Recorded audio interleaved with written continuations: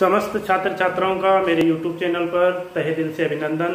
आज हम कक्षा 12 बोर्ड परीक्षा को मद्देनजर रखते हुए कक्षा 12 की मैथ विषय पर हम अपना पहला टॉपिक संयुक्त फलन पार्ट फर्स्ट लेके आए हैं, कंपोजिट फंक्शन। ये कंपोजिट फंक्शन होता क्या है, संयुक्त फलन क्या होता है, इस पर चर्चा करते हैं।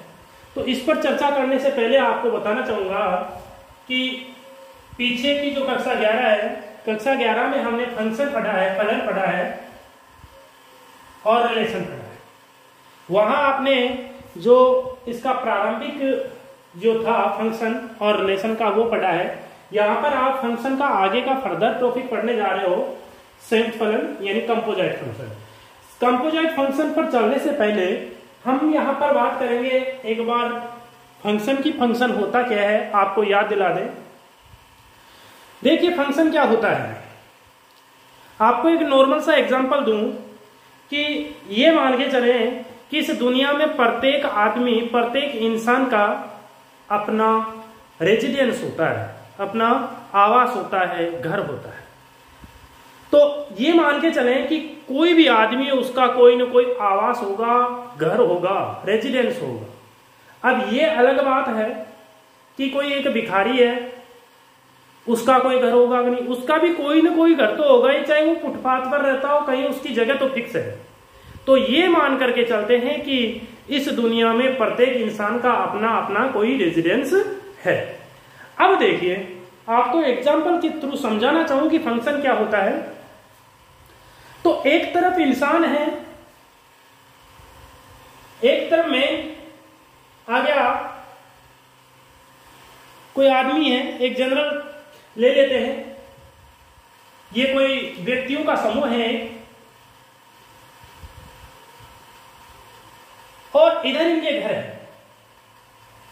इधर क्या है, इंसान है और इधर इनकी रेजिडेंस है। अब आपको पता है कि प्रत्येक इंसान का कोई ना कोई घर होता है, ये मान के चल रहे हैं। तो इधर भाई इंसान है, बहुत सारे इंसान है, इधर बहुत सारे घर है। तो यहां पर जैसे मान लेते हैं कि 1 नंबर का इंसान है, ये 2 का है, ये 3 का है, ये 4 का है, ये 5 का है, ये 6 का है। इधर इसका ए घर है, बी सी डी ई, ये घर है इनके। तो ये समूह किसका बना, ये समूह बना जो इंसान है उनका, और ये उनके जो रेजिडेंस है उनका समूह बना। अब मैं आपको ये कह दूं कि प्रत्येक इंसान का कोई ना कोई घर जरूर होता है। हाँ, प्रत्येक इंसान का होगा, इधर कोई ना कोई घर जरूर होगा। तो इसका सेंस क्या हो गया कि इधर जो भी अवयव है उन सब का इधर कोई ना कोई संबंध जरूर होगा। सपोज करते हैं ये इसका इससे है, इसका इससे है, इसका इससे है, इसका इससे है, इसका इससे है। आप यहां देख पा रहे हो कि यहां जो 6 नंबर का आदमी है, इसका इधर कोई घर नहीं है। तो यहां ये एक संबंध तो है, एक रिलेशन है। किससे, चलो इंसान को मैं ए सेट से बोल दूं, इसके जो रेजिडेंस है इनको बी सेट से बोल दूं। तो ए सेट के प्रत्येक अवयव का बी सेट में कोई ना कोई संबंध है। देखिए ए सेट के अवयवों का बी सेट में कोई ना कोई संबंध, ये जो कुछ है ये आपका रिलेशन है। लेकिन मैं यहां बोलूं कि ए सेट के प्रत्येक अवयव का इधर संबंध होना जरूरी है। इधर कोई ऐसा इंसान नहीं होना चाहिए जिसका कोई घर न हो। हम तो ये जानते हैं प्रत्येक इंसान का घर होता है। तो यहां पर 6 नंबर का आदमी, इसका इधर कोई घर नहीं है, तो ये आपका एक फंक्शन नहीं होगा। तो फंक्शन के लिए क्या जरूरी है, फंक्शन के लिए जरूरी है कि प्रत्येक इंसान का कोई ना कोई घर हो। सपोज कीजिए यहां पर ये ऐड कर देता हूं। अब इसको देखो ऐसे कनेक्ट कर दूं मैं, सबका हो गया, ए सेट के सभी अवयवों का इधर संबंध हो गया किसी न किसी से, यानी इन व्यक्तियों का इधर कोई ना कोई आसरा हो गया, कोई ना कोई रेजिडेंस हो गया।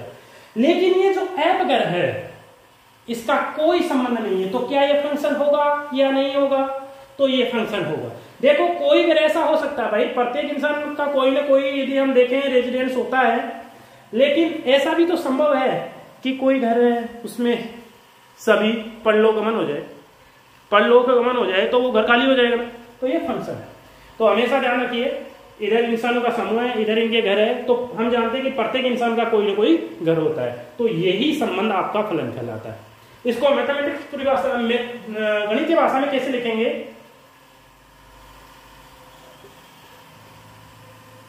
एक फलन f, एक फलन f a सेट से b सेट में, या एक संबंध f, एक संबंध f a सेट से b सेट में फलन कहलाएगा यदि a सेट के प्रत्येक अवयव का b सेट में अद्वितीय रूप से संबंध हो। क्या हो? अद्वितीय रूप से संबंध हो, तो ये क्या होगा? फलन होगा। चलो फिर, अब अद्वितीय का मतलब क्या है? देखो एक विशेष टाइम की बात करें कि अभी 5 बजे, अभी 5 AM पर मैं ये देखना चाहूं कि प्रत्येक इंसान अपने अपने घर में है कि नहीं, तो यहां देखिए 1 नंबर और 2 नंबर का इंसान A नंबर के घर में है, संभव है, संयुक्त परिवार है। यहां B छूट रहा है, कोई बात नहीं, F छूट रहा है, कोई बात नहीं, 3 का C से संबंध हो गया, 4 का D से हो गया, 5 का I से हो गया, 6 का I से हो गया, यानी इधर कोई अवयव नहीं छूट रहा, और इधर छूट रहे कोई बात नहीं, लेकिन हमें ध्यान देना है इधर सबका संबंध हो गया, और इस फिक्स 5 बजे सब अपने अपने घरों में उपस्थित है। इधर इस डायग्राम को देखिए, ये A सेट है, ये B सेट है, यहाँ 1 number 2 number 3 number A B C, ये इंसान यहाँ है और ये इंसान यहाँ है, ये इंसान यहाँ है और ये इंसान यहाँ है। यहाँ आपको क्या नजर आ रहा है? 1 नंबर का जो आदमी है फिक्स 5 बजे A नंबर का जो घर है, B नंबर का घर, दोनों घरों में एक साथ रह सकता है या नहीं रह सकता? तो यहाँ पर ये जो है ये एक फलन नहीं है, नॉट ए फंक्शन, ये आपका फंक्शन नहीं है।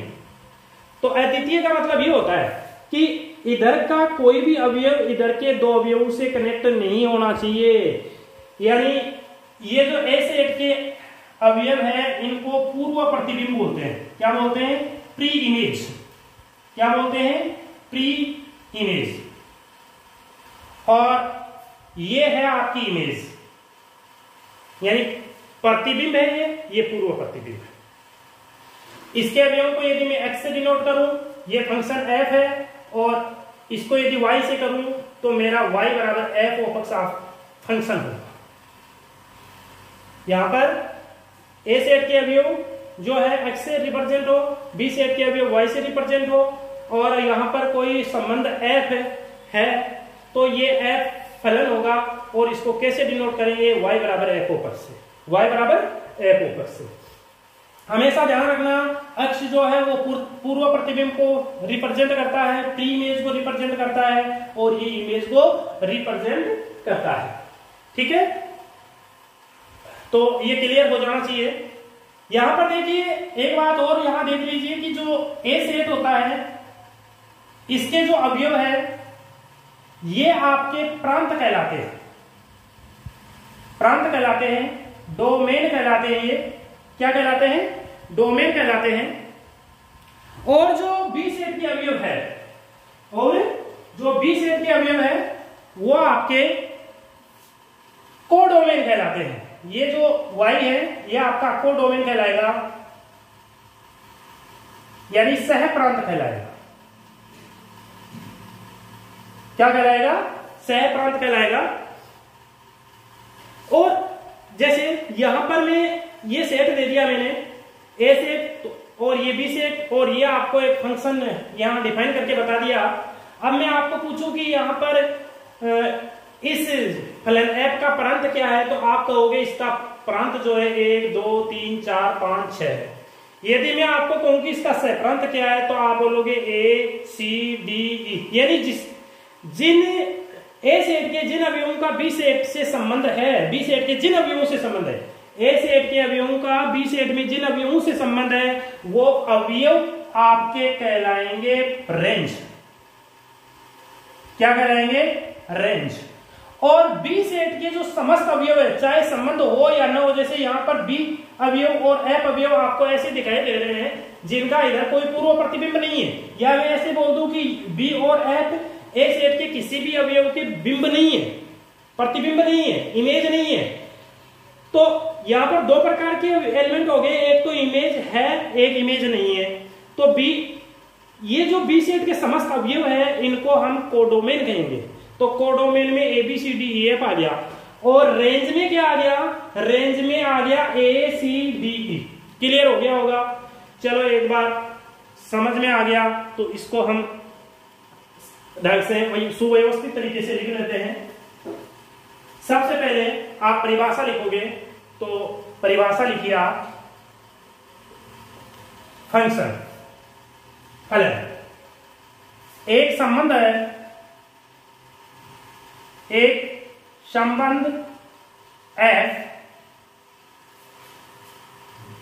such that a to b में फलन कहलाएगा, फलन कहलाएगा यदि a सेट के, यदि a सेट के सभी अवयवों का, A सेट के सभी अवयवों का B सेट में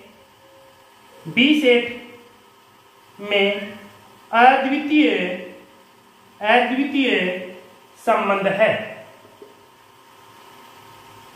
क्या हो गया, एक संबंध F A से B में एक फलन कहलाएगा यदि A सेट के सभी अवयवों का B सेट में अद्वितीय संबंध है। जैसे यहां पर यदि मैं फलन को परिभाषित करना चाहूं तो यहां लिखूंगा एक का संबंध A से है, B का संबंध A से है, 3 का C से है, 4 का D से है और 5 का E से है और 6 का E से है। ठीक है, तो ये आपका फलन होगा। अद्वितीय का अर्थ समझाई दिया आपको कि प्रत्येक का अलग अलग, यानी इधर के सभी अवयवों का इधर अलग अलग संबंध होना चाहिए, यानी ऐसा कोई इंसान नहीं होना चाहिए जो एक समय दो घरों में रह सके। ऐसा संभव नहीं है, ये फैक्ट ही गलत बोल रहे हैं हम कि ऐसा संभव ही नहीं है कि कोई दो इंसान एक साथ एक ही समय दो घरों में या दो से ज्यादा घरों में रह सके। ये तो संभव है कि इधर दो या दो से ज्यादा अवयव ऐसे हो सकते हैं जिनका एक घर हो, यानी इधर जो इंसान है, यहाँ पर हम देख रहे हैं कि दो इंसान है, एक नंबर का और 2 नंबर का, वो एक नंबर के घर में रह रहा है, यानी ज्वाइंट फैमिली है, तो ऐसा तो संभव है।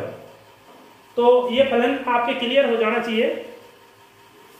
आगे देखिए, फलन के बारे में हमने ये पढ़ ही लिया, इसका जो नोटेशन है वो ये हो गया आपका। अब आप ये डायग्राम बना लीजिएगा दोनों, और यहां इसको ए सेट बोल दीजिए और इसको यदि मानव समुदाय रखते हो व्यक्ति तो रख लीजिए, इसको घर रख लीजिए, सेम ऐसा बना दीजिए आप। इसमें बोल दीजिए कि ये जो सेट है इसके अवयवों को अक्ष से डिनोट किया जाएगा और ये प्रांत कहलाएगा, यानी डोमेन कहलाएगा। इसके समस्त अवयव कोडोमेन कहलाएंगे जिसको वाई से डिनोट किया जाता है। और बी सेट के जिन अवयवों का ए सेट से संबंध है, रिलेशन है, वो रेंज कहलाएंगे। और ये आपको बता दिया, प्री इमेज हो गया, ये इमेज हो गया। और यदि कोई फंक्शन एफ है यहां से यहां परिभाषित हो रहा है तो y बराबर एफ ऑफ एक्स से परिभाषित होगा, यह आपका फंक्शन कहलाएगा। यही आपका फलन है यहाँ y बराबर एफ ऑफ एक्स, ये एफ फंक्शन को शो करता है। और इसको यदि हम रोस्टर रूप में देखें तो इस प्रकार से इसको लिखा जाएगा, ये जो फंक्शन है इसको। अब आप प्रांत की परिभाषा लिख लीजिएगा, लिखिए ए सेट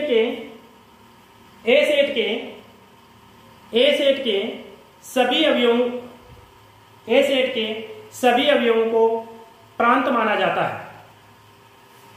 जैसे लिखना चाहो तो यहां लिख सकते हो एक से 6 तक। आगे लिखिए रेंज, तो रेंज में आप लिखिए, रेंज में लिखिए क्या लिखोगे, बी सेट के वो अवयव जिनका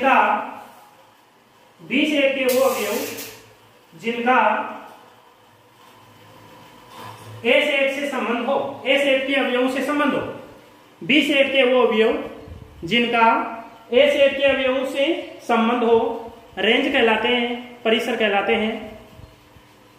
आगे लिखिए नेक्स्ट पॉइंट, सहप्रांत, बी सेट के समस्त अवयवों को बी सेट के समस्त अवयवों को सहप्रांत माना जाता है। तो ये तो आपकी फंक्शन के बारे में जानकारी हो गई जो आपने कक्षा 11 में पढ़ी थी। अब हम आगे पढ़ते हैं, कुछ फंक्शंस के बारे में देखते हैं। तो सबसे पहले जो फंक्शन है उनकी टाइप देख लेते हैं कि कौन कौन से टाइप के हैं। देखिए आप लोगों ने कक्षा 11 में कुछ फलन पढ़े हैं, जैसे तत्समक फलन है, तत्समक फलन है और आपका अचर फलन है, ठीक है, तुल्य फलन है। ये सब आपने कक्षा 11 में पढ़े हैं। तो एक बार आपको तुल्य फलन के बारे में बता देते हैं, या यदि आप अचर फलन के बारे में देखना चाहो तो देख लो। अचर फलन क्या है? Constant function. क्या होता है कांस्टेंट फंक्शन? जो कांस्टेंट फंक्शन है ये इस प्रकार का होता है, यानी यहां पर आप x का कुछ भी मान रखिए, जैसे 1 रखा तो भी एक फिक्स वैल्यू क्या आएगा, 2 रखा तो भी क्या आएगा, यानी x का कुछ भी मान रखिए वो आपको एक नियत ही वैल्यू दे, वो आपको एक नियत ही वैल्यू दे। तो इस प्रकार का जो फंक्शन होता है वो अचर फलन माना जाता है। जिस प्रकार से ये यहां पर मान लीजिए ये y का वैल्यू यहां पर 5 है, यहाँ ये x 1 2 3 4 5 है, तो मैं यहाँ x बराबर 1 पर देखूं तो y का क्या मान है, y यानी f ऑफ x क्या मान है, ये 5, इस पर भी 5, इस पर भी 5, 4 पर 5, 5 पे 5, 6 पर 5, यानी इस प्रकार का जो ग्राफ होता है वो एक अचर फलन को नोटेट करता है। तो अचर फलन क्या होता है? एक ऐसा फलन जो प्रत्येक वेरिएबल के लिए, प्रत्येक चर के लिए सेम मान दे, नियत वैल्यू दे, वो आपका अचर फलन कहलाता है। अब देखिए आगे चलते हैं तत्समक फलन के बारे में। तो तत्समक फलन क्या होता है? यदि किसी सेट का, यानी एक कोई फंक्शन है ए से ए में डिफाइन हो रहा है, ए से कोई फलन है ए सेट से ए सेट में डिफाइन हो रहा है, तो यहां पर यदि प्रत्येक अवयव का खुद से ही संबंध हो, यानी ए सेट के प्रत्येक अवयव का खुद से ही संबंध हो, तो ऐसा फलन आपका तत्समक फलन कहलाता है और तत्समक फलन को I से डिनोट करते हैं, ठीक है। तो तत्समक फलन क्या होगा? ऐसा फलन जिसमें प्रत्येक अवयव का संबंध स्वयं से ही हो, प्रत्येक का संबंध स्वयं से ही हो, तत्समक फलन कहलाएगा। आगे चलते हैं तो तुल्य फलन। कोई भी जो फलन है, तुल्य फलन क्या होगा? कोई भी फलन ले लीजिए आप, कोई फलन f का यदि प्रांत और परिसर, यानी कोई, आप ऐसे देख लीजिए कि कोई दो फलन है आपके पास, एक तो f फलन है और एक g फलन है। अब f का जो प्रांत है वो g के प्रांत के बराबर हो और f का सहप्रांत जो है वो g के सहप्रांत के बराबर हो। समझ रहे हो? यदि f का प्रांत g के प्रांत के बराबर है, f का सहप्रांत g के सहप्रांत के बराबर है, साथ में f ऑफ x बराबर g ऑफ x है ऑल वैल्यू x के लिए, तो यहां पर आपका ये दोनों फलन f और g है, ये तुल्य फलन कहलाएंगे। तो तुल्य फलन क्या हुआ? कोई भी दो फलन f और g आपस में तुल्य फलन कहलाएंगे, इक्विवेलेंस फंक्शन कहलाएंगे। यदि दोनों के डोमेन और कोडोमेन और दोनों फंक्शन आपस में बराबर हो तो वो दोनों तुल्य फलन कहलाएंगे। चलो आगे चलते हैं। आगे आपके हैं काइंड्स ऑफ फंक्शंस, यानी फलनों के प्रकार। तो ये क्या है, इस पर चर्चा कर लेते हैं। काइंड्स ऑफ फंक्शन, फलनों के प्रकार। फलनों के प्रकार में सबसे पहले हम ले लेते हैं उदाहरण एकेकी फलन। कौन सा फलन हो गया? एकेकी फलन, one one function, one one function. ये वन वन फंक्शन क्या होता है? देखिए, जैसे मैं एक डायग्राम के द्वारा आपको बताऊं कि ये ए सेट है, ये बी सेट है, यहाँ 1 2 3, यहाँ ए बी सी, इसका संबंध इससे है, इसका इससे है और इसका इससे है। यानी ए सेट के प्रत्येक अवयव का बी सेट में अलग अलग संबंध हो। ए सेट के प्रत्येक अवयव का बी सेट में अलग अलग संबंध हो तो ऐसा संबंध एकेकी संबंध कहलाता है, वन वन फंक्शन कहलाता है। अब इसको ढंग से देखिए, यदि गणितीय रूप में देख ले, मान ले कि x1 और x2 कोई दो ए सेट के अवयव, x1 और x2 कोई दो ए सेट के अवयव है, और यदि x1 बराबर x2 है और यदि आपको f ऑफ x1 बराबर f ऑफ x2 मिल जाए, क्या किया आपने? कोई भी दो अवयव उठाए ए सेट के, दोनों यदि बराबर है तो दोनों का इमेज यदि बराबर आए, और यदि दोनों बराबर नहीं है और दोनों का इमेज भी बराबर नहीं आ रहा तो दोनों फंक्शन, यानी ये जो फंक्शन f है वो आपका यहां पर एकेकी होगा। देखो, कुछ नहीं करना, दो अवयव उठाने हैं ए सेट के, दोनों अवयवों का यदि अलग अलग ग्राफ, यदि इसको डायग्राम से देखो तो ऐसे देख सकते हो कि प्रत्येक का अलग अलग संबंध होना चाहिए, तो ये एक ही हो गया। यदि मैथमेटिकल रूप में देखें तो कोई भी दो अवयव उठाएंगे x1 और x2 ए सेट के। अब यहाँ पर x1 बराबर यदि x2 है तो दोनों का इमेज समान आएगा, यदि दोनों अवयव बराबर है तो दोनों का इमेज भी सेम आएगा, और यदि दोनों अवयव बराबर नहीं है तो दोनों का इमेज बराबर नहीं आएगा। यही आपका एकेकी फलन कहलाता है। कौन सा फलन हो गया? एकेकी फलन हो गया। अब आगे चलते हैं, बहु एकेकी। बहु एकेकी, इसको अंग्रेजी में बोलेंगे many one function, many one function. तो ये मेनी वन फंक्शन क्या होता है? बहु एकेकी फलन होता क्या है? यदि हम इसको बाय डायग्राम देखें तो ये ए सेट है, ये बी सेट है, यहाँ ये कोई फंक्शन आपका f है, 1 2 3 और ए बी सी डी। यहाँ पर हम देख रहे हैं कि ए का संबंध ए से है, बी का 2 का बी से है और 3 का भी बी से हो गया। क्या देख रहे हैं यहाँ? एक का संबंध आपका ए से है, 2 का और 3 का बी अवयव से है, यानी 1 नंबर का जो इंसान है इसका अगर ए घर है और 2 का और 3, 2 और 3 अवयव जो है वो दोनों संयुक्त फैमिली में से बिलोंग करते हैं, यानी बी से इनका रेजिडेंस है। तो यहां पर हम देख रहे हैं कि यहां संयुक्त हो गया, संयुक्त परिवार हो गया। अब संयुक्त परिवार जहां हो जाए ना वो बहु एकेकी हो जाता है, बहुत सारे लोग, ठीक है। तो बहु एकेकी जो फंक्शन है वो आपके अच्छी तरह से समझ में आ जाना चाहिए, कोई दिक्कत नहीं होनी चाहिए। इसकी परिभाषा लिख लीजिए, एक फलन f बहु एकेकी फलन कहलाएगा यदि ए सेट में 2 या 2 से अधिक अवयव ऐसे हो, 2 या 2 से अधिक अवयव ऐसे हो जिनका बी सेट में एक ही अवयव से संबंध हो।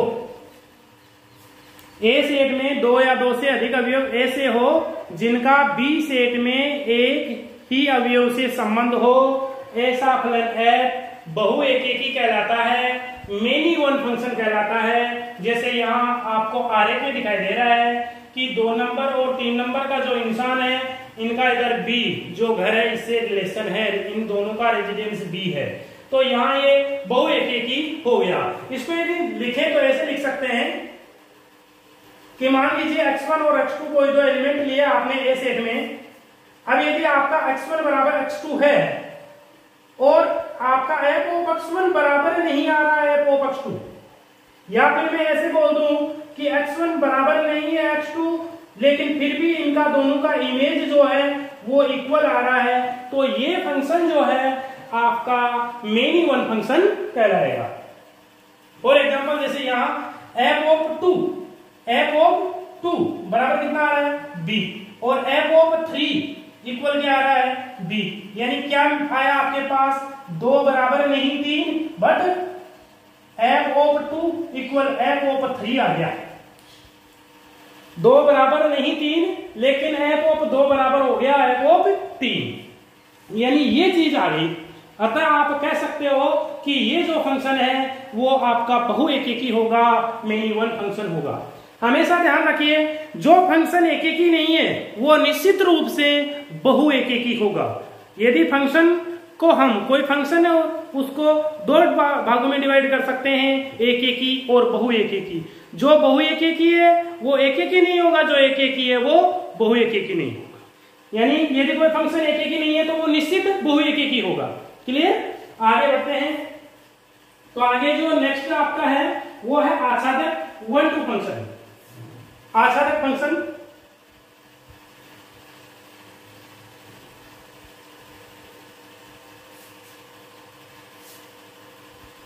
आच्छादक 1-2 फंक्शन। ये 1-2 फंक्शन क्या होता है? देखिए डायग्राम से सबसे पहले आप आरेख से समझिए। यदि आरेख से आपके समझ में आ गया तो कोई दिक्कत ही नहीं है।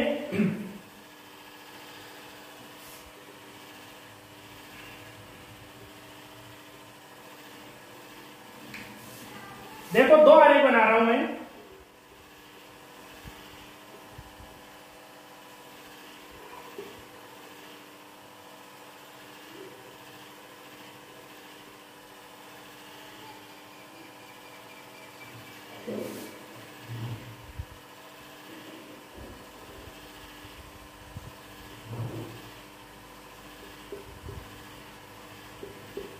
ये 2 आरेख मैंने बनाए हैं।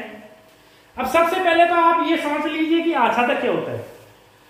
देखिए एकेकी में हम जो लेके चलते हैं ए सेट के अवयवों को लेके चलते हैं, और बहु एकेकी में भी ए सेट के अवयवों को लेके चलते हैं। लेकिन आच्छादक और एक आगे अंतःक्षेपी फंक्शन आएगा, उसमें हम बी सेट के अवयवों को लेकर चलेंगे।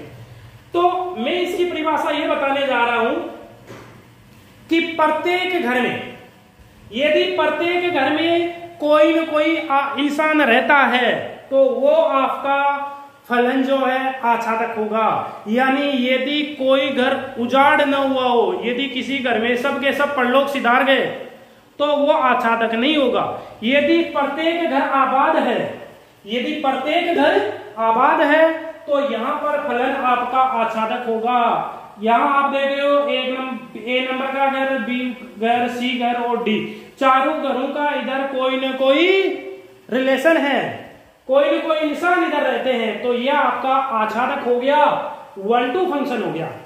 लेकिन यदि ऐसा हो जाए कि कोई घर उजाड़ हो जाए, यानी कोई ऐसा घर हो जिसमें सब के सब परलोक सिधार जाए, कोई इंसान बचे ही नहीं, उजड़ जाए कोई घर, ऐसा बोल दो। यहां पर देखिए आप देख रहे हो डी नंबर का जो घर है वो उजड़ गया है, डी नंबर का घर है जो उजड़ गया है, डी नंबर का घर यहां उजड़ गया, इसलिए ये आपका क्या होगा, ये आपका आच्छादक नहीं होगा। तो क्लियर हो गया होगा। इसकी परिभाषा लिख लीजिए। परिभाषा क्या लिखोगे? परिभाषा में लिखिए यदि बी सेट के प्रत्येक अवयव का, तो परिभाषा लिखिए आच्छादक फलन की, 1-2 फंक्शन की। एक फलन f आच्छादक फलन कहलाता है यदि बी सेट के प्रत्येक अवयव का, बी सेट के प्रत्येक अवयव का ए सेट में पूर्व प्रतिबिंब हो। एक फलन f आच्छादक फलन कहलाता है यदि बी सेट के प्रत्येक अवयव का ए सेट में पूर्व प्रतिबिंब हो। ठीक है, ये आपको मैंने बता ही दिया। आगे नेक्स्ट जो नंबर है वो आपका है अंतःक्षेपी।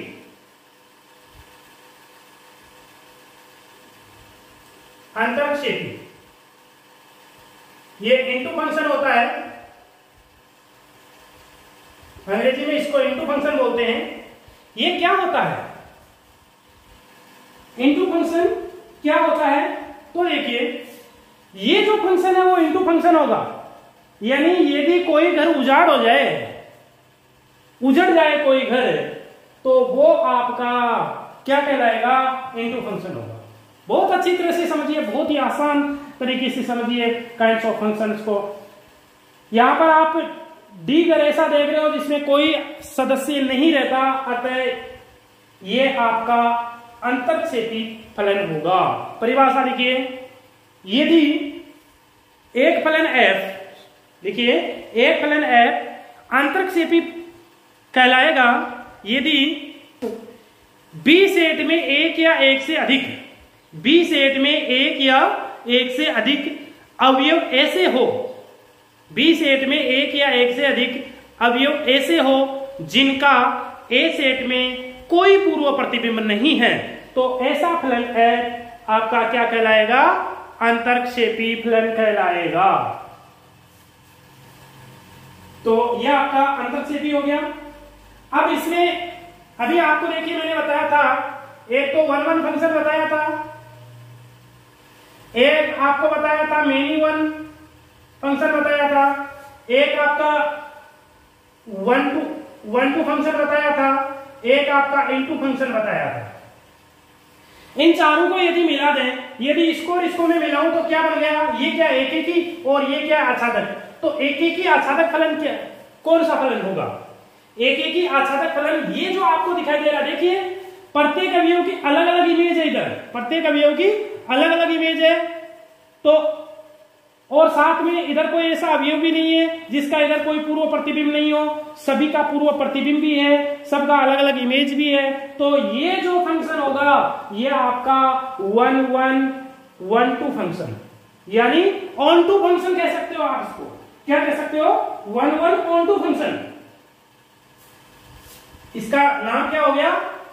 1-1-on-2 1-1-on-2 फंक्शन हो गया, एक एकी आच्छादक फलन हो गया।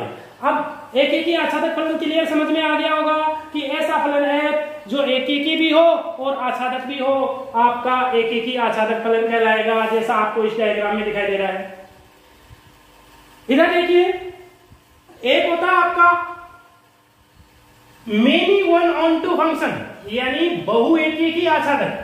अब बहुएकी आच्छादक कौन सा होगा? ये लो भाई आपका बहुएकी आच्छादक हो गया, यानी ये बहुएकी है। क्यों? क्योंकि संयुक्त परिवार है। पहली बात तो क्या है? संयुक्त परिवार है, ज्वाइंट फैमिली है और प्रत्येक घर आबाद है। ठीक है, तो ये भाई प्रत्येक अवयव का इधर कोई ना कोई संबंध आ रहा है, बी सेट के अवयव का इधर कोई ना कोई संबंध है, और 3 और 4 का एक ही घर है। तो ये आपका क्या हो गया? Many one onto function हो गया, यानी बहुएकी आच्छादक फलन हो गया। तो 2 फलन आपके और बन गए। कौन से बन गए? Many one onto, many one onto function. एक आपका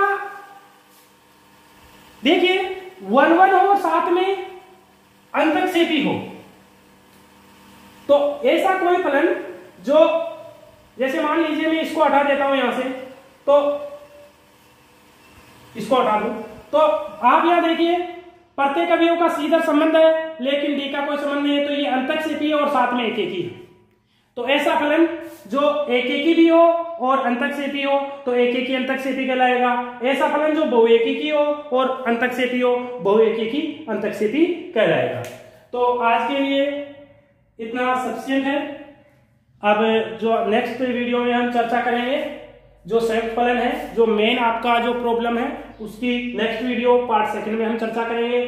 तो आपने जो आज इस वीडियो में पढ़ा है, इनको प्लीज कल रिपीट करके आइएगा, तो आपके बेटर समझ में आएगा। और इस चैनल को जितना हो सके उतना ज्यादा शेयर कीजिए और सब्सक्राइब कीजिए, ताकि जरूरतमंद लोगों तक अपना वीडियो पहुंच सके। Thank you.